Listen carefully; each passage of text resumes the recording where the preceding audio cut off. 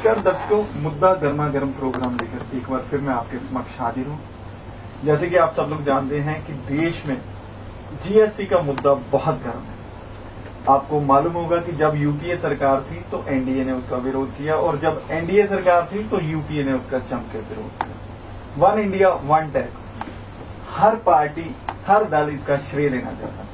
क्या श्रेय लेने की बात थी या इसमें कोई कमी थी जो राजनीतिक लाभ लेने के लिए पार्टियां एक दूसरे का विरोध करती हैं? हमारा मुद्दा गर्मा गर्म प्रोग्राम में मैं आपको बताना चाहता हूं कि 1 जुलाई 2017 से जीएसटी लागू होने जा रहा है। जीएसटी लागू होने का श्रेय नरेंद्र मोदी की सरकार के हिस्से में आया, पर देश की जनता में असमंजस की स्थिति बनी हुई है।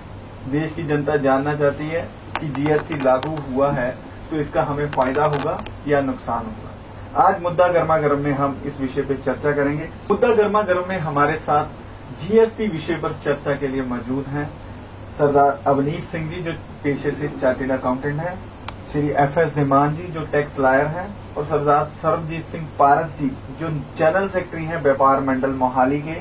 आप सभी का हमारे स्टूडियो में स्वागत है। सबसे पहले अवनीत जी, मैं आपसे जानना चाहूंगा कि जीएसटी का मुद्दा बहुत गर्म है। सभी व्यापारी, इंडिविजुअल इंडस्ट्रियलिस्ट ये जानना चाहते हैं कि आखिर ये जीएसटी क्या बला है, क्या इसका उनको फायदा होगा या नुकसान होगा? कि जहाँ तक जीएसटी का सवाल है, जीएसटी के जरिए सरकार की कोशिश सिर्फ इतनी है, जो मल्टीपल टैक्सेस जो भारत में चल रहे थे, जिसमें कि एक्साइज आ गया, सर्विस टैक्स आ गया, वैट आ गया, सीएसटी आ गया या कस्टम्स आ गया, उनको इकट्ठा करके एक एक्ट बनाया जाए, एक टैक्स बनाया जाए, ताकि जितनी भी कंफ्यूजन मल्टीपल टैक्सेस को लेकर चल रही थी उस सबको इकट्ठा किया जाए। अब जहां तक रही कि इसका क्या आगे नुकसान होगा या फायदा होगा, या कोई रेट्स बढ़ेंगे या कम होंगे, या व्यापारियों का क्या उसका इम्पैक्ट आएगा, राइट। जहां तक रेट की बात है, गवर्नमेंट अपनी तरफ से पूरी कोशिश कर रही है कि रेट्स को जो है वो न्यूट्रलाइज रखा जाए, राइट। जितना पहले था ऑलमोस्ट उतना ही, 2-3% का फर्क, 4% का फर्क डाला जाए, बट कोशिश यही है कि बहुत बड़ा कोई चेंज ना लाया जाए। चाहे हम उसमें फूड ग्रेन की बात कर लें, चाहे हम उसमें बेसिक जो घर में काम आने वाली चीजें हैं, चाहे टूथपेस्ट की बात कर लें, हेयर ऑयल की बात कर लें, या कार्स की बात कर लें, या होटल इंडस्ट्री की बात कर लें, मोर और लेस उन्होंने कोशिश की है कि सारा कुछ न्यूट्रलाइज्ड रहे।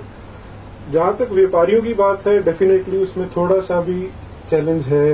व्यापारियों को ट्रेनिंग देनी पड़ेगी, उनको थोड़ा सा समझना पड़ेगा, सरकार को थोड़ा सा और अपग्रेड करना पड़ेगा अपने ट्रेनिंग सिस्टम्स को, अपने डिपार्टमेंट्स को, कि वो जाके उनके साथ डील करें और उनको अपडेट करें। अवनीत जी, जैसे हमने देखा कि जीएसटी जहां जहां लागू हुआ है उस देश की जीडीपी को कहीं ना कहीं नुकसान हुआ है। अगर मैं जापान की बात करूं, एक विकसित देश है, उसकी जीडीपी 2% की जीएसटी लागू होने के बाद उसमें कमी है, और भारत तो अभी विकसित देशों की कतार में। तो क्या आपको लगता है कि भारत की जीडीपी है, इसका नुकसान होने वाला है जीएसटी लागू होने के बाद? देखिए, जो एग्जिस्टिंग स्ट्रक्चर है, अगर इससे हम नापने की कोशिश करें, अनुमान यही लगाया जा रहा है कि जीडीपी जीएसटी रोल आउट होने के बाद बढ़ेगा, टैक्स कलेक्शन जो है वो बढ़ेगा, क्योंकि बहुत सारा बिजनेस आज की डेट में ऐसा था जो कि अनस्ट्रक्चर्ड वे में चल रहा था, राइट। वो ऐसा नहीं है कि कोई बिजनेसमैन जान के कर रहा था, तौर तरीके प्रॉपर नहीं थे।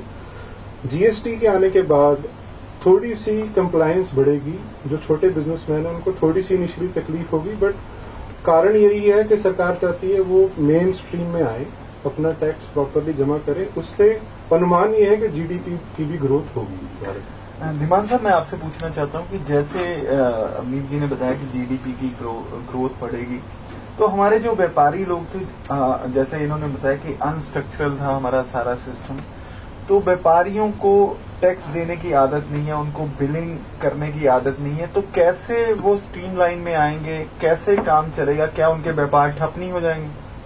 ये पहले मैं आपकी बात को मैं बिल्कुल सहमत हूँ कि जो व्यापारी वर्ग है, चाहे वो रीजनल लेवल पे हैं, किसी भी स्टेट में है, पंजाब की बात कर लें या आप बेंगलोर की बात कर लें या किसी और स्टेट्स की भी बात कर लें, तो एक तो कॉर्पोरेट सेक्टर है, they are always well prepared prior to the enaction of the act. जब भी एक्ट आता है तो उनको उनके सोर्सेज हैं या उनकी टीम है या एम्प्लॉइज हैं उनके, वो इस लेवल पे प्रिपेयर हो जाते हैं कि दे कैन इजिली वो सारा उसको तैयारी करके बैठ जाते हैं। अब रही बात के व्यापारियों की, तो उनको आदत नहीं है बिलिंग की और टैक्सेशन की, या उनको इन्वाइसेस की आदत नहीं है, तो इस केस में सारा मतलब पूरा जो स्टेटा है उसमें व्यापारी जो वर्ग है वो सारे ऐसे नहीं है। कुछ एक हैं, जैसे हम पंजाब के कॉर्पोरेट्स की बात कर लें, ओसवाल ग्रुप है या उसमें नाहर ग्रुप है, या ऐसे जो कॉर्पोरेट्स हैं उनकी भी यहाँ पे पूरी तैयारी रहती है। अच्छे व्यापारी हैं जो अपना मेंटेन करते हैं। आपने बहुत अच्छी बात की कि जो ये कॉर्पोरेट हाउसेस हैं इनकी पूरी तैयारी रहती है। अब जो छोटा व्यापारी है जिसका साल में एक बार वो अपने टैक्स लॉयर के पास जाता है, चार्टर्ड अकाउंटेंट के पास से आता है, तो उनको कैसे समझ में आएगा ये जीएसटी क्या बला है? मैं आपकी वो वही बड़ी कर रहा हूँ कि इनवॉइसिंग है जो अब इसमें क्या मेन जो चेंजेस आ रही हैं जीएसटी में, इनवॉइसिंग है जो start from the registration, E registration है, उसके बाद ई रिटर्न फाइलिंग है, उसके बाद ई ऑडिट है आपकी। तो आपको लगता है कि जो व्यापारी है उनके पास ई सुविधा है, इंटरनेट की सुविधा है? ये एक चैलेंज वाली बात है आज की जो सिचुएशन है, क्योंकि पिछले 2006 से जब ये बिल्कुल बेसिक ड्राफ्ट हुआ था, उसके बाद चेंजेस आती रही, डिस्कशंस होते रहे, तो आज 8-10 साल बाद जाके अब ये इम्प्लीमेंट होना शुरू हुआ है। तो it's a big challenge, I admit it. इसमें व्यापारियों को अभी जो मैं फील कर रहा हूँ एज ए लॉयर, क्योंकि हम कंसल्ट करते हैं, तो वहाँ पे भी हमें बहुत सारे कियास उनके माइंड में है, बहुत सारी क्वेश्चंस हैं कि इनवॉइसिंग कैसे होगी। तो आने वाले टाइम में डिमोनेटाइजेशन के बाद ये एक बड़ा झटका होगा जिसमें उनको वेल प्रिपेयर्ड रहना है, एक मशीन कंप्यूटर मशीन के साथ जुड़ना पड़ेगा और इनवॉइसिंग के लिए प्रिपेयर होना पड़ेगा। दिमान साहब, हम सर्वजीत सिंह पारस जी भी हमारे साथ जुड़े हुए हैं जो व्यापार मंडल के जनरल सेक्रेटरी हैं, तो उन्हीं से जानते हैं कि व्यापारियों में क्या बातें होती रहती हैं जीएसटी को लेकर, क्या भय का माहौल है उनमें, क्या खुश हैं व्यापारी या अभी उनको लगता है जीएसटी कुछ उनकी समझ में नहीं आ रहा? मैं बात करूं तो जो हमारी रेगुलर बातें होती हैं व्यापारियों के साथ, जो छोटा व्यापारी है देश का, मैं तो देश की बात करूंगा, पूरे देश के अंदर ही लागू हो रहा है, उनके पास ऐसा तंत्र नहीं है जैसे ये कॉर्पोरेट के पास है कि ये फटाफट उनके पास वकील लॉयर हैं, बड़े बढ़िया सीए बैठे हुए हैं बढ़िया, और वो अपना काम फटाफट जो टैक्स बना उनको पता कॉर्पोरेट तो साइन करना हुआ उसके लिए तो वो खत्म है। आम आदमी जो है वो देश का 70% मैं मानता हूँ ऐसा दुकानदार है जो कभी मेरे ख्याल साल में एक बार ही जाता है वो टैक्स भरने के लिए। जी। उसके ऊपर तो एक्स्ट्रा लोड पड़ गया, जहाँ ये सरकार दुकानदारों के अंदर जो भय का बना हुआ माहौल की कैसे हम कर पाएंगे, क्योंकि इसको इतना कॉम्प्लिकेटेड कर दिया कि दुकानदार अभी सोचने के लिए मजबूर है इसको चलाएंगे कैसे। क्या पारस जी अभी व्यापार मंडल के पास कोई जीएसटी काउंसिल की तरफ से, जीएसटी पंजाब बॉडी की तरफ से कोई ऐसे लोग आए जिन्होंने आपको ट्रेनिंग देने का प्रयास किया?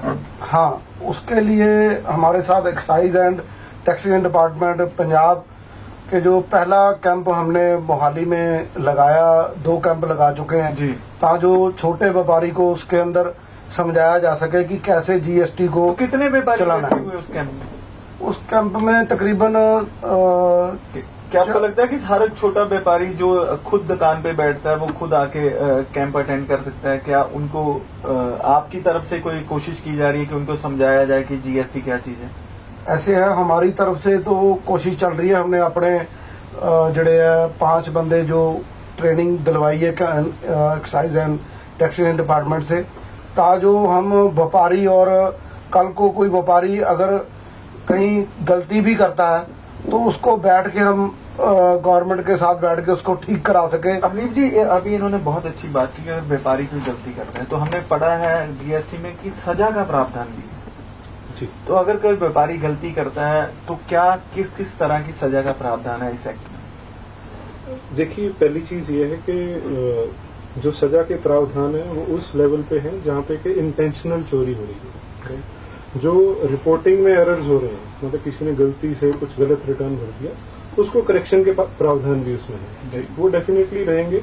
हाँ, अगर कोई इंटेंशनल जीएसटी कलेक्ट करके जमा नहीं करा रहा तो उसमें सजा के। तो कितने स्तर से जीएसटी लागू हो रहा है? जैसे पहले एक्साइज लागू होती थी, वो 1 करोड़ 1.5 करोड़ 2 करोड़ के बाद लागू होती थी, तो जीएसटी का जो कितने टर्नओवर के व्यापारी को जीएसटी नंबर लेना पड़ेगा? सर, हर व्यापारी जिसकी टर्नओवर 20 लाख है जी और उससे ऊपर क्रॉस कर रही है सारे इंडिया के लिए, except for north eastern states, उसमें जी। 10 लाख है। बाकी सारे भारत पे जिसका टर्नओवर 20 लाख से ऊपर जाएगा उसको जीएसटी में इनरोल होना जरूरी है। इससे पहले सर्विस टैक्स में 10 लाख का था, जी वैट में state to state 5 lakh, 7 lakh, 10 lakh या 1 लाख भी था, बट एक्साइज में थोड़ा ज्यादा था, जी। तो उन्होंने अब इसको कंसोलिडेट करके 20 लाख करके सबके ऊपर तो एप्लीकेशन। जिसकी जो टर्नओवर 20 लाख है तो उसके ऊपर वाले जो व्यापारी हैं उसको अब जीएसटी नंबर लेना पड़ेगा। तो दीवान साहब ये भी बताइए कि कितने तरह की रिटर्न भरनी पड़ेगी जीएसटी के अंदर? देखिए अभी इसमें जो प्रोसीजरल कार्रवाई है जीएसटी में, दैट इज कम्पेयर टू जो वैट है उससे थोड़ी ज्यादा है। मेरे ख्याल में जो बेसिक जो रिटर्नें हैं वो 20 तारीख तक उनकी 4 से 3 रिटर्नें बनती हैं। जी पहली रिटर्न जो बनती है वो फॉर्म 1 है, उसके बाद 15 तारीख तक उनकी 3 रिटर्नें और जाती हैं जी, अलग जी, अलग। जी।